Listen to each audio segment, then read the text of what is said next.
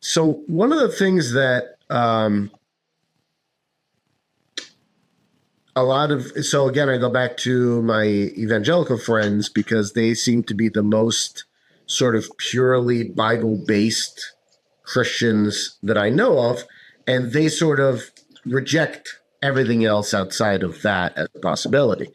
One of the things that they don't like, and his wife had a yoga studio at one point, and she chose to give it up because they thought that it was just not in keeping with their Christian faith any longer, and a lot of things.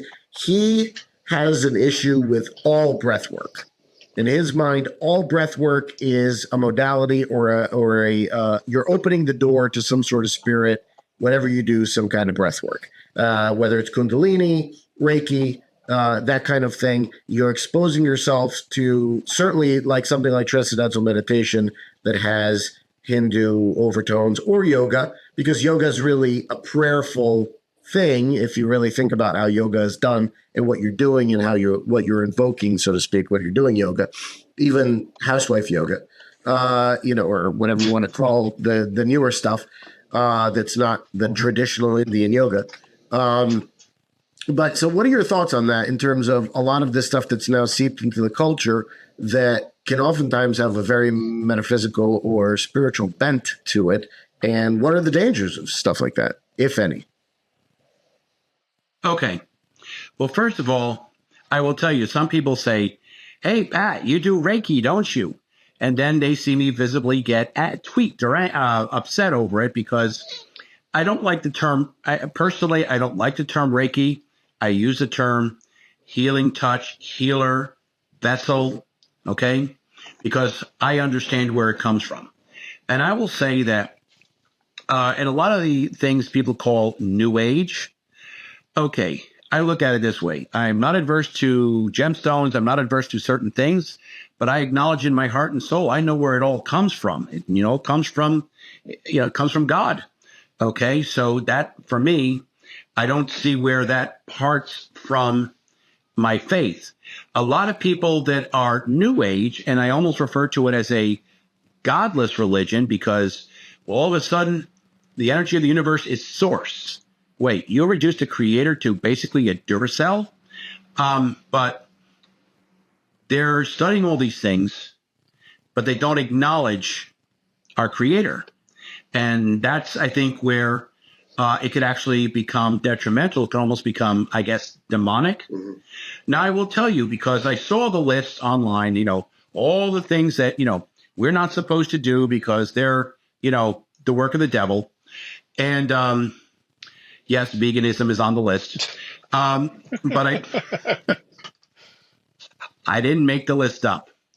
But I do know that yoga was on the list, and I had a little discussion with my archbishop about it, okay?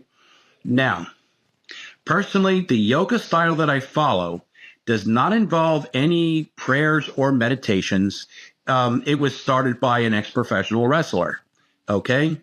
You look at that bunch, it's like more like writers and housewives and busy businessmen than, your typical yoga crowd. So, I never associated it with that spiritual aspect.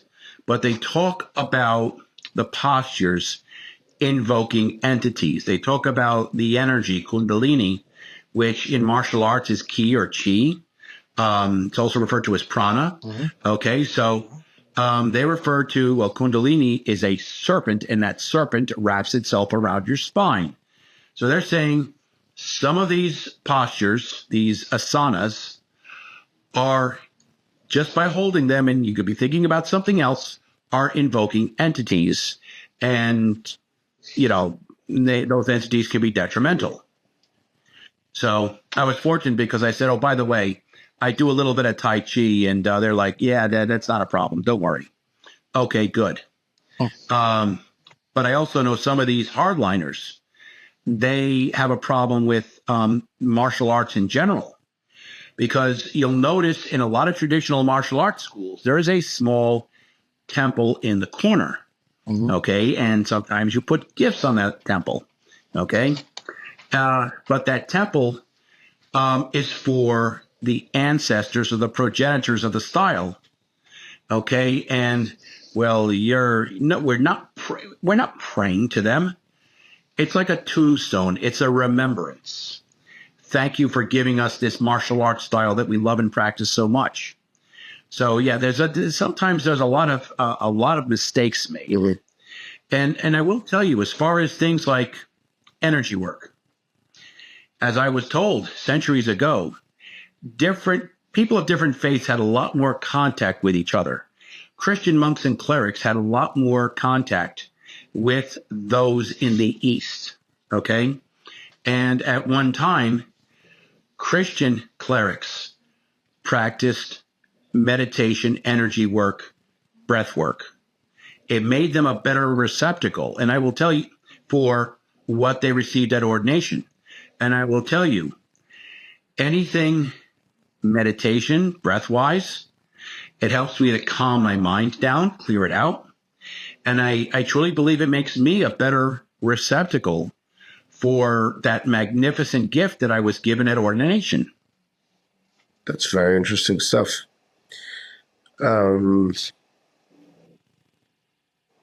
Dave, any burning questions? You want to keep? I can keep throwing questions at him, but if you want to dig in, you go right ahead. So why do you think they remove so many books from the Bible, like Constantine especially?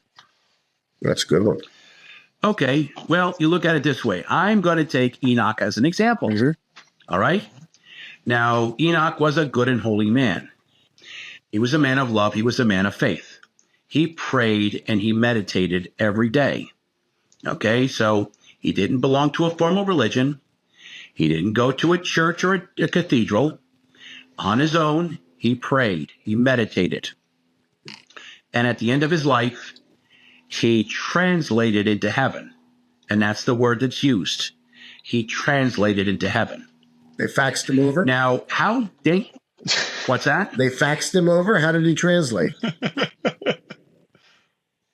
Interesting, because, well, first of all, how dangerous is this to an organized church that a person was able to go to heaven by preaching and meditating and being a holy man and never stepping foot inside a church? Okay? How dangerous is that? Now, okay, translated into heaven. One day that it kind of got to me. I had an idea on this. We talk about vibration. You know how I am with the healing frequencies. And you know that there are frequencies that raise our overall vibration.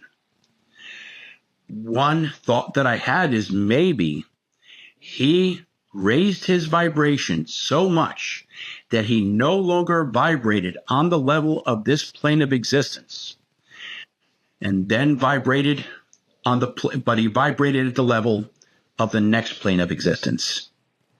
Okay, so he raised his vibration and could no longer exist on this level. Okay, so let's talk about that a little bit, because I asked this question of Eric Mattson. I also asked this question of Tim Hogan. In terms of how you raise your vibration, give us a breakdown of how you do it. I mean, how are you able to do that, or how do you work on raising your vibration to that level? Well, okay, one of the things, let's take a look at the physical aspect, okay? Get rid of things that are low vibration. You know, look at the crowds you hang around with. Are they people that raise you up or lower you down? If you hang around with 5 drug addicts, you're going to become the 6th. If you hang out with 5 millionaires, you're going to become the 6th. Okay? You are affected by the people you hang around with. Hang around with good people. Okay? And I know you do, because we all belong to the same club. Okay. Second, what you take in. All right? Now, I'm not saying go vegetarian, but I'm saying maybe you want to get rid of everything low vibration, junk food, things that are a detriment to your health. Okay? Mm-hmm. Another thing, thoughts. Okay? Eliminate the negative thoughts. Don't say bad things to yourself. And you know something? Your mind doesn't know the difference between what you think and what actually happens. Okay, so don't think, hey, I did a terrible job today. Everything could have been just so much better. No, you think to yourself, hey, I did a good job and I can do better in the future. Okay, try to think as positively as possible. I also believe in prayer and meditation. Okay, so prayer every day. I have a morning and an afternoon routine. I got to put in an evening routine. Actually, I have a morning and an afternoon routine, and I don't want to say anything about the evening routine because it's usually the thing that I'm reciting in my mind as I fall asleep, and I too many times I never finish it. But prayer, quiet time for meditation, listen, prayer of the heart, and I will tell you, like I say, this afternoon. And I've integrated a lot of things into my life. So this afternoon, the candles and the incense are going to keep going. And I'm in together, my energy work, my exercise routine, and then leading right into the prayer. It's all one thing. And then by the time I'm done with that, I just want to sit on the couch and relax and just enjoy the peace that I feel. But I will also say that I was made aware of healing sound frequencies years ago. And the easiest one to look into is a 432 hertz frequency. Okay, you listen to that. It's all healing. And it also raises the body's vibration in general. Okay. You also want to raise your vibration? Practice love, practice kindness. Okay, it's not easy to show kindness to your enemy. You know what? Somebody cuts me off on the road. I used to have a signal I used to give with my hands. A one fingered I do a salute. different Is one it now. this one? I almost. We're over a What I couple of do fingers. But I do the cross, and I got to get through this the right way. And I do the sign of the cross to whoever passes me up. Okay, a sign of love and kindness, which, by the way, really flips some people off. Oh boy, you should see them. But no, they do something to me. I return it with kindness, and that is not easy to do. Okay, so practice love and kindness every day. So do you feel, I just know from my own experiences, several times I've gotten very angry and have said things that have really affected certain relationships that I've been in. It ended some, it interrupted some for up to even a couple of years. And when I was in that anger, it felt like I was not really there anymore. Like I was sort of asleep and something else was at the wheel, right? When that anger came around, or that pain, or that the depression or whatever it was, it almost feels like it's like I take my hands off the wheel and something else grabs on and drives the boat, right? So I don't know does that make sense on some level? Yes, it does. It makes perfect sense. Again, when I said earlier about attachments, you ever have bouts of anger that you don't know where they come from? Well, maybe something is affecting you. Mm. You know what? First thing you need to do, remove yourself from the situation. Okay? And it's like you're yelling, I'm yelling. I don't want to yell anymore. I will talk to you later. Remove yourself from that situation if you can. Sure. Hey, go home. Salt scrub. Take some time. Remove that negative entity. Relax. Go to sleep. Next morning, things are better. And you know what? I've learned two very powerful words. I'm sorry. It's really difficult to apologize sometimes. Because you're hurt. Person said some things to you as well. So you know what? It's just like, listen, I had a bad day. Things were affecting me. I don't know what came over me, which is the truth. I don't want to lose your friendship. maybe say something like that. And you might be surprised that the other person will apologize back. So, hey, I was having a bad day too. Hey, let's forget about it. But remove yourself from the situation. Go home, do a salt scrub, swim in the ocean if you could. My lady friend tells me, even the trips I make to Atlantic City, even if I go out to the beach and just dip my foot in the ocean, it'll have a positive effect. Okay? So you know what? You go to Atlantic City in a few weeks, and I know I will see you there. Okay, so walk out to the beach, dip your foot in the water. Okay? You change your location for a few days. You did a salt bath. Hey, do a salt scrub in the shower. Okay? And then remove anything that might be trying to attach itself to you or too close to you. All right? Keep the salt close by. And one more thing that I keep, and unfortunately, even in our gentle craft, people sometimes are not nice. I don't know if you've ever seen me carry this before. They sell, I might have shown you the smaller one that I found at all places, Five Below. But, do you know what this is? It's a selenite rock. Oh, I've heard that. It's used for absorbing negative energy. Mm-hmm. Some people will use it for healing purposes. But if I know I'm going to be near a person who is quite the negative person, this will be in my jacket pocket to protect me from that hatred, that whatever. And when I say cast evil upon me, they may not be muttering a spell, but arguing, being loud, inconsiderate, that's casting a spell as well. So I will keep that on me to ward off the negative energy. And by the way, you'd be surprised how much negative energy you pull off of people just going to a store, running errands. Yeah, for commuting or anything else, especially. Yeah. Yes. Hey, Dave, you want to tell the story of when you were commuting and the kind of stuff that sort of would come upon you at that time? Well, yeah, I mean, I'm an intuitive empath as well, so I used to take the bus all the time to New York City, for work.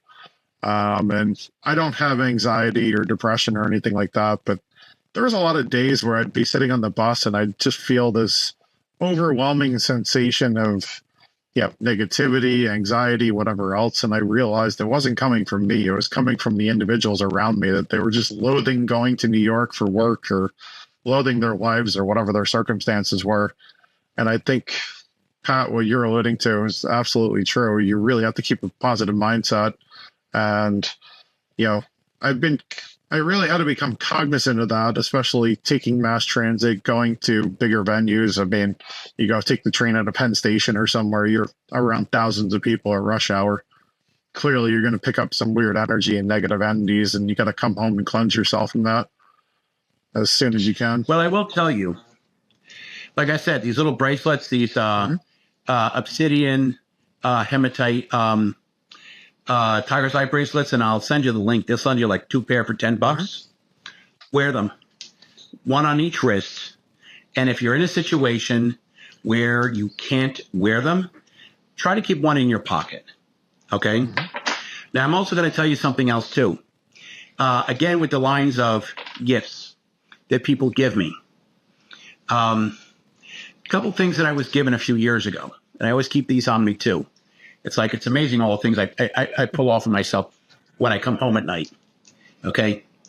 But one, here's something good to have.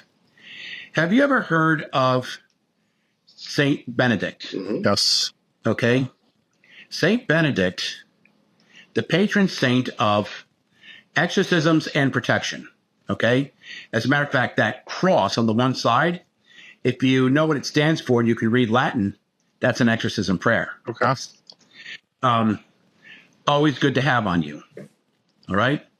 And show it to Even the cross that I wear is a St. Benedict cross, because you can see that if you were to take a look at it closely, the two sides of the metal are imprinted on it. That's number one. Mm-hmm. Number two, oh my gosh, my lady friend, she's known for giving me gifts dealing with protection. She gives me a talisman. Mm-hmm. And when I found out what this was, okay, this invokes all 7 archangels. Now, I was told that's very powerful, good to have on you. Mm-hmm. And I was told if it's blessed, if you don't know who put the blessing on it, take the blessing off and put it on yourself. I know who put the blessing on it. And by the way, double-sided amethyst. Mm-hmm. So good for perception, third eye. So a lot of things I keep on me. Got the bracelets. See what I wear around my neck. All good things to help keep the evil away. And yes, when I get to my hotel room in Atlantic City, well, let's put it this way. When I check out, they're going to find salt all over the floor. Well, I guess they find all kinds of things all over the floor in Atlantic City, so probably salt's not such a bad. Oh God, yeah! Don't walk barefoot on the rug, whatever you do. Oh, God. Thanks for reminding me. Yeah. No, it's funny because last January I was in Atlantic City. Last January I was in Atlantic City, and I made very good friends with this guy. He's a duke. He runs this military order that started in Italy, and he wanted to do some nights. And he said, "Hey, we should go into downtown Atlantic City and find a church." And I was like, "No, please don't. No." I told him, "Listen." When he looked out the window, I explained it to him. Okay, but what I did was, I said, "Listen, any room I consecrate is a church." Mm-hmm. Okay. So we knighted 3 people. Cynthia Rothrock was one of them, martial arts legend, wonderful human being. Wow. But I had the room consecrated. When I was done, I had a prayer to remove the consecration. I chose not to. I left it behind. Really? All I know is I was very comfortable in that room. So, but yes, I will be consecrating my hotel room. Okay. That sounds pretty awesome. So one of the things that we get into in Freemasonry, as not so much because of the doctrine of Freemasonry, but if there could be said to be doctrines, but more the fact that it's a fraternity. So it's made of men. It's made up of men. So how does in your experience, do you think that men's struggles with faith and spirituality differ from women's? Well, I've never really spoken much with women about their spirituality. I'll be honest. With your ever since I started dressing a little, right, Christine, I'm sure she's very spiritual. Well, she has her very own. She has a unique. She's actually half Indian, half Italian, and she was raised in the Roman Catholic Church. Did all the sacraments. Mm-hmm. Okay, so if I took her to church with me, she can receive Holy Communion. But she decided that as she got older, the other side of her family was calling, and it called her to the faith that she calls Earthways, the faith of the indigenous Americans. So she did struggle with that for a while. And she said she spoke to her deceased grandmother that said, child, this is the way. And she embraces it. And the interesting part is that when we talk about religion a lot, and whom we would call God or Yeshua or Adonai, she calls Creator. And I see not one thing she does that goes against what she learned as a Roman Catholic or what I know as a Roman Catholic or an Orthodox priest. So it's interesting. She did struggle with it. And I know there are some people that struggle with their faith too. I thought it was interesting. I talked to one couple, and it's unfortunate the way some people are driven away from the church and their faith, and I don't consider the two to be the same. But, one woman was saying, her and her husband wanted to get married. And the priest said, they want to do a real traditional ceremony outside, have the arbor, everything else traditional. And the priest said, no, it's against the Catholic Church to do ceremonies outdoors. And that made them lapsed Catholic from the day of their wedding forward. And they didn't raise their children in the faith. Wow. So, and it's unfortunate that some of the struggles that people have with their faith is what the people of the church do to them. Now, I'm going to tell you something. Okay. One of the things I like about being Orthodox is that I'm allowed to give Holy Communion to people the Roman Catholic Church turns away. Now, when Christ says, I'm the way, the truth, and the life, he who believes in me shall never die. Your pathway to heaven goes straight through the sacrament of Holy Communion. Your salvation, we're told to believe, is based on that sacrament. And you're just going to so willy-nilly not give it to people? I would say something unpriestly at this point in time, but I'm not going to. Okay? Now, there was a woman I met, and she struggled with her faith, too. She had a problem. Her first husband was abusive. She got away from him. She lived. But when she got away, she was with child. She had nowhere to turn, nobody to help her. She did the only thing she thought was possible. Okay? She got rid of the child. And that's something that hurt her so badly. All right? And something that she deeply regrets to this day. Right. And she struggled with that for years. And what bothers me is she shows me a letter that was mailed to her by the priest in her church. In so many words, don't come back. Jeez. Okay? I believe it. So a lot of people with the struggles that they have, unfortunately, might be caused by, people, the people in the church, the clerics. And a lot of people, they get shaken in their faith. My mother, God rest her soul, when her mother and eventually her father passed away, she stopped going to church. I offered to bring her Holy Communion. She didn't want it. Why? I don't know. And the whole thing of, the fact that there is an issue, but because it came from me. Got it. Now, I also had another friend that struggled with his faith. And God bless Joe Carini. The gym he had that I trained at for years. And he was known for training a lot of football players. Like when Tiki Barber made his comeback, guess who trained him? They always sent the plane to bring him down to football camp for the Tampa Bay Buccaneers. Matt McCann from the Chicago Bears showed up to help us out at a bench press contest. Okay, good man, beautiful soul, wonderful heart, been through a lot. His mother passed away. He was devastated for a long, long time. Fell away from the church. Okay. And, then he decided, and one day he decided to come back.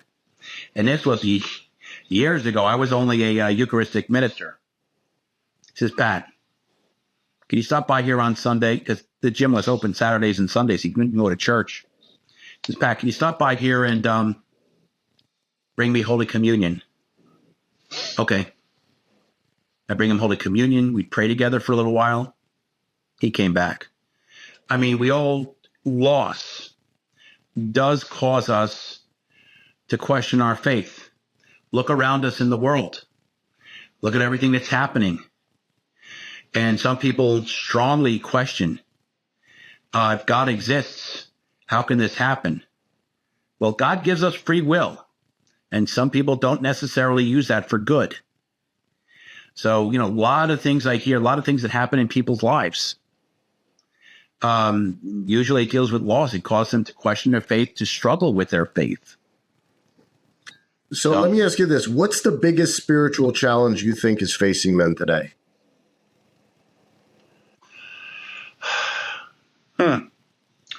Let's see. Well, a lot of people, I see faith making a big comeback, which is good. But the biggest problem I'm having is people becoming unsteady in their faith through loss, through the world around them, really questioning, is God out there? And if so, is he even listening? So, trying to put together their faith with their lives, that's a big struggle. But to these people, they have to learn that, well, first of all, when you're happy, pray. When you're sad, pray. When you wake up, pray. When you go to bed, just start putting a little bit more prayer in your life every day and watch the way it changes. Sometimes I say, I give thanks for the small miracles in my life. Little things that happen that just make life a little bit easier. You pray, things just get better. Unfortunately, the first time things start going wrong, what's the first thing that drops out of a person's life? Their faith. And I will tell you, there is a certain complacency in our craft. I'm going to tell you something somebody told me the other day. He goes, I go to lodge meetings. I don't have to go to church. Jeez. No, it doesn't work that way. We had a nice little talk about it. What? And I'm going to be baptizing his child next spring. I like to hear that. Yeah. What would you say? Because I think that's all too often true. Clearly, you start questioning things, like especially things go haywire in your life. You're down in the dumps. Whatever else happens, things happen. Obviously, it's life happens, as they say. What would you say? How do you keep that faith, and how do you strengthen your faith when you're constantly praying and you're asking God for help and you feel like there's no results? Then, just keep on praying.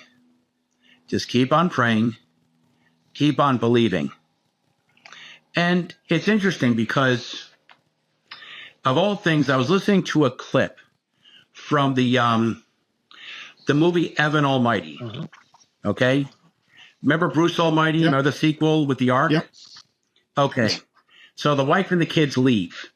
And they're in a restaurant, and the wife calls over a waiter. And it's Morgan Freeman's character. Yep. The big guy. And she talks to him, and then Morgan Freeman's character says something back that's amazing. He goes, when you pray to God for strength, emotional strength, does he give you strength? Or does he give you the opportunity to become strong? When you want to become closer as a family, does he fill you with warm, loving feelings for each other? Or does he give you the opportunity to grow together as a family? Maybe it's part of our test. And maybe that's what will make us stronger if we don't forget. We don't forget prayer. We don't forget our faith. There was a movie that came out a while ago, God's Not Dead. And it came out on one of these Christian streaming services. And in the movie, Dean Cain, remember Superman, Lois and Clark? Okay. He plays a guy in the movie, a businessman. He's a real jerk. Honestly, a bit of a stretch for him. But his girlfriend tells him she's got cancer. He breaks it off. Bye. And then he goes to visit his mother in like an old age home. And, he says, and the mother's non-responsive, just sits there staring blankly into his face. And he goes to her, for all you did, for all your faith, for all the good in your life, look what happened to you. They said, look at me. I am a terrible person and I have everything. How do you explain it? And in the movie, the mother all of a sudden becomes cognizant. And she says, you know, sometimes you're in a prison and you don't even realize it. The people that have everything in life, they forget about faith. Life is good. I'm rich. I'm powerful. I have fans. I have followers on social media. Okay. And that's a prison that you could leave at any point in time. And yet you choose not to because you like it so much. Okay. So maybe these are ways we are being made to be stronger. And maybe if we had everything easy, that would mean we're already in the dominion of Satan. We're already lost. Wow. That's a big statement to say. I mean, so you made mention that one of our brethren said, if I go to lodge, I don't need to go to church. I always bring up this idea of what David Hawkins said, Dr. David Hawkins. They used to call him Doc. Just a wonderful guy. He espoused the idea of devotional non-duality, where you're non-dual. In other words, you transcend thought in a Eastern sense, but it's devotional. You still acknowledge that there's a God, and you look to create that reconciliation with God. One of the things that he said was keep holy company as much as possible. And he didn't mean by keeping holy company going to church. He meant in other words, when we do the work of Masons, when we have the conversations that we have, when we are contemplative, when we think about those sort of symbolic things and talk about that kind of stuff, that is keeping holy company, right? So that is being a part of something bigger than ourselves. That is, in a sense, as Jesus said, when there's two or more gathered in my name, and we're not necessarily gathering in Jesus' name, right? So it's an ecumenical thing. There are Jews, there are Hindus, there are other people. But we're gathering to do something that's devotional, something that's bigger than us, something where we do still have the Bible open. We do still think of a supreme being that's in the room. So my question with that in mind is, how does the role of community, what role does community play in helping men to navigate their spiritual journeys, especially when regarding topics like vulnerability and emotional, mental health and spiritual health? Well, that's just it. Sometimes we're the result of the people we hang around with. If we were to hang around in a community, and I know that there's a couple Masons out there before they joined, they hung around with a crowd that wasn't very good. I know a brother Mason that he did hang around with a crowd that wasn't very good, and he was definitely on the wrong track. Now he hangs around a lot more with just Masons, so he has that positive influence around him. I actually know a couple of cases like that. So they're the ones that they can encourage us, and they can help us strive to be better. And one of the things I found that's very interesting, and it's funny because I remember one time somebody said for a meeting, wear a tuxedo. I said, I'm going to wear a black shirt. It doesn't exactly go with this. He goes, well, you can wear something else, can't you? I said, no, this is kind of a thing now, But one of the things that I've noticed is that dressing this way, one, because I can still feel the collar all day long, reminds me of my faith. But it's awakening other people's faith, okay? And I will tell you, 2 days after my ordination, okay, so it's the Saturday of Memorial Day weekend. I come home. It's Sunday. Monday, I'm invited to, we do it. My lodge does a double wreath laying, and then I go to a barbecue at another lodge. And I'm sitting around at a table with people of the different Christian denominations, someone who is Jewish, and a lovely gentleman whose holy book is the Bhagavad Gita. Okay, mm-hmm. And we had a beautiful conversation about faith. And it was loving, and it was caring, and it was informative, and it was respectful. It was actually interesting because the Jewish person in the crowd, I'm driving home. I'm not 5 minutes away from the building, and I get a phone call. I'm like, what's wrong? Is everything okay? And he goes, no, I just wanted to tell you that was a good conversation. It was, he was, I guess, almost taken aback how respectful it was. And we can bring each other up in our faith with that contemplative company. We can bring each other up in different faiths. I mean, one brother, older gentleman, doesn't get out too much. And I noticed he tells me he starts watching this Hebrew channel. Wonderful. And then I find out he gets involved with this community, with this rabbi. And well, tonight for the High Holy Day, he's going to Rabbi's house for dinner. So, and when Rabbi needs a minion, helpers, he gets called. So he's grown in his faith, and that's a Lubavitcher rabbi. Okay, that was the word. Oh, Lubavitcher, yeah. And he's grown in faith with this person. He's grown in his faith, and that's wonderful because there were others around to talk to him, to encourage his faith. Mm-hmm. There are some people like we talk about a few things, and I remind a few people, hey, I got a kid that needs baptizing, or can you come over and somebody said, can you come over and bless my house? I'm like, sure. He goes, what do you want? Like he was implying money. So give me a cup of coffee. He goes, is that it? Okay, make it a big cup of coffee.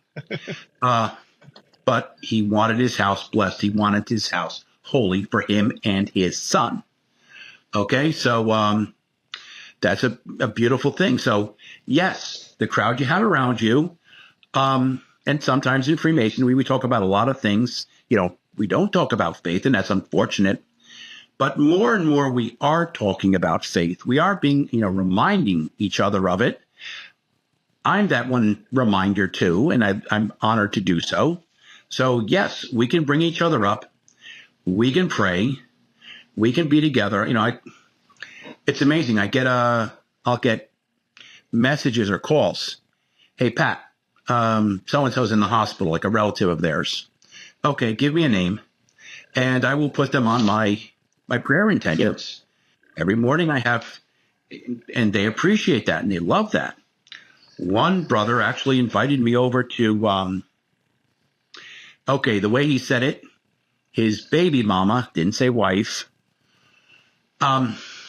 she was in a coma. Oh, gee. Can you at least offer her last rites? And I did. She went home 2 weeks later.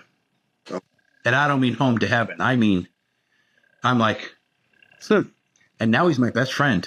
I said, don't forget about your faith. Because I won't. Okay. I hold her hand. I talk to her. People in the coma hear you. Couldn't give her Holy Communion, so absolved her for her sins. Holy water, blessing. She wakes up 2 days later.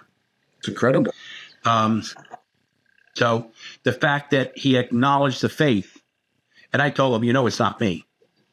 I'm only the blunt instrument. But he is reminded of his faith. The fact that people say, can you pray for someone for me? We can pray together too. How many times I get invited? There was a York Rite chapter. They were going to do a ceremony, and somebody made these ephod necklaces with the 14 stones of the ephod, not the 12. And there's a story behind that too. Well, they got he says, "Can you bless back?" Right. You got it. So the ephod was just to let the audience know was the traditional breastplate of the high priest of the Sanhedrin. Right. And it also grounded them too electrically, but that's another time. But the two stones that I call the magic 8-ball stones. Yeah. So he goes over, Pat, can you he always likes to have me over to offer prayer. One time I showed up in all, for this event in all my vestments. I prayed over holy water, just bless the bracelets. Sometimes I'm called in for blessings. Sometimes I got a text message last night at 11 p.m. To come over and offer prayer at a certain ceremony. If I'm free, I will go. So it's interesting because it seems to be an awakening of faith. And by the way, the brother that invited me, I know he's Jewish, but he knows I'm going to say a nice ecumenical prayer. Okay? So you know what? We're waking each other up. I love that. That's fantastic. That is fantastic. That's 100% right. We are waking each other up. So, Dave, we have our lightning round, so to speak, in the last 10 minutes or so. So, you want to fire away to Father Pat and see what if he wants to shoot back with some zingers? Fire back with the lightning round. That's right. So, with all the so-called evil in the world right now, do you feel the pendulum starting to shift? You're alluding to the fact that people are becoming more involved in faith again. And do you think that's going to be the avenue for the change and the catalyst for it? Yes, I see, because I pay attention to social media, like parades through town in Spain, in France, in celebration of a sacrament, in celebration of Christ. I see universities, students getting together, gathering in prayer. Okay. I see how many, what is it? The Crown Prince in Abu Dhabi in the Middle East changed to Catholicism. 1 million people in the Middle East change over from Islam to Christianity, to Catholicism. Okay? Yes. And my thing is, practice what you are preaching and what you are being preached. Okay? And by the way, I'm going to tell you, yes, a little shout out to my own weekly homily channel, which surprisingly is called Coffee and Rosaries. It's on YouTube. And what do I say every week? Love one another. Love one another as God loves you. In faith. Love one another. Show compassion. Show charity. Even if all you can do, you have money, give money. If you can't, give time. If you can't, give a prayer. Give a kind word. Give a smile. Act. Apply your faith. It's not just the turning to faith, but it's the applying of the faith that will save us. What advice would you give to an individual that was turned away from their church or clergy? Because I can tell you, I even had this personal experience a couple of years back. I was asked to be the godfather of my cousin, and their baby. They wanted me to be the godfather when they were baptizing. At the time, I was married, and I didn't get married in the Catholic Church.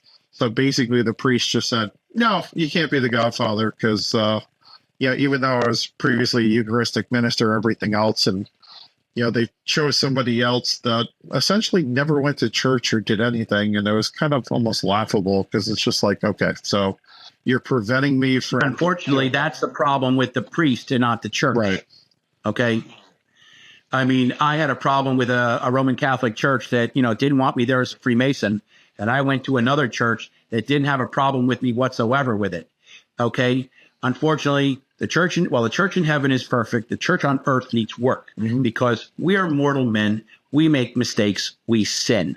Okay. So, you know what? If you want to go back to church, resume your faith. Do it because you want to, because you want to grow in your faith, because you want to receive the sacrament of Holy Communion. Don't do it because somebody else tells you. Okay. And it's going to feel real weird going back to that church for the first time. But you know what? Bear with it. Got it. So what about, what do you believe faith can help with for men to confront societal pressures around the current ideas of masculinity and what it means to be a man today and their own mental health around that topic? Well, first of all, I really hate the way they say, oh, toxic masculinity. Okay. Masculinity is not toxic. Okay. Weak men, non-masculine men, those are the ones that hurt people, that beat women. Okay. Okay. So the church wants us. Look how men are pictured in the Bible. Okay. They are strong. They fight, they defend, they love and revere their wives, they protect their children. Okay, the church tells us what true Christian masculinity is. We just have to be able to see it, to understand it. Okay, and yes, that's the model for masculinity in our lives. Got it. So that's very interesting stuff. How can men incorporate esoteric Christian principles into their daily lives to foster personal growth and responsibility? I guess it's a follow-up to that question right there. How can a esoteric principle? Well, first of all, you know what? Don't just follow how about read about the faith, study the faith. You know what? Maybe pick up a chapter from the Bible. Maybe just find some way to practice your faith. Okay, so maybe find some time to meditate, find some time to think about your faith, to understand. Take some time to understand what you do and why. Okay, and that's a good basis. And then there's something you don't understand. Well, definitely, go out there and find something to read, to learn. That's very interesting. Dave, anything else you want to add? Do you have any Bible verses or books in the Bible that you would recommend individuals start with? Dave's having a little bit of connectivity issues, I think. So I will just wrap up for the both of us and just say, Father Pat, thank you so much for being a part of the show today.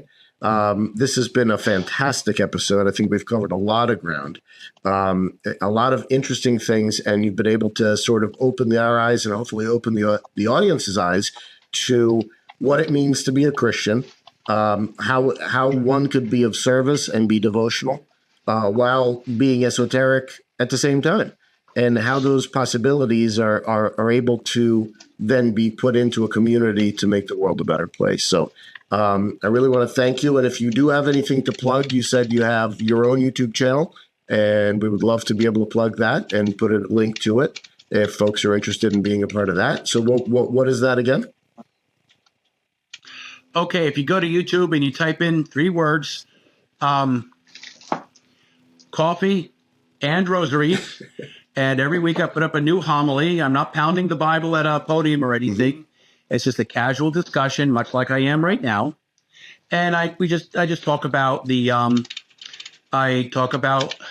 gospel, and I talk about using it in our daily lives. Got it. So that's a lovely thing to be able to listen in on. And we will ask that our audience check out Father Pat's channel. That's going to be a lot of fun, I think. It should be very interesting. And Pat and I know each other very, very well through the fraternity that we're a part of. And I have a ton of respect for him, what he's been able to do, and the work that he's been a part of, both within the fraternity and without. So with that, thank you, Father Pat, for being on the show. And until next time, my name is Alex Aldea. Dave Ferrigno is somewhere in the ether. And this is Brothers of the Arcana. So thank you again, and see you later.